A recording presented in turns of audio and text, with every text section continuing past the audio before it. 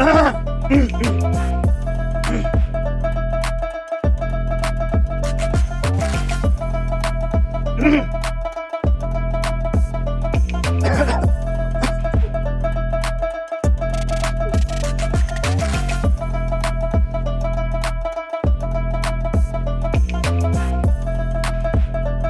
ব্যাপার?